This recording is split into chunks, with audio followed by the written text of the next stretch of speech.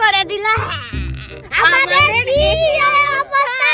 আজকে যা করেছি কপালে বিশাল দুঃখ আছে, সব আমার দোষ। বাবা বোধহয় বাড়িতে আর ঢুকতে দেবে না।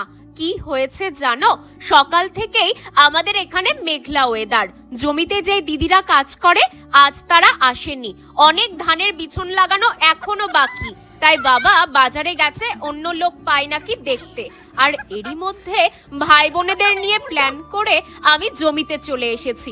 ওদের বলেছি চল বাবাকে সারপ্রাইজ দেব জমিতে বিছন লাগিয়ে। মিথ্যে কথা বলবো না, বিশ্বাস করো এটা আমাদের চারজনেরই প্রথমবার। আর এদের মধ্যে সবচেয়ে ঢ্যাঁড়স আমি। ওরা যাও পারছে, আমি কিছুই পারছি না।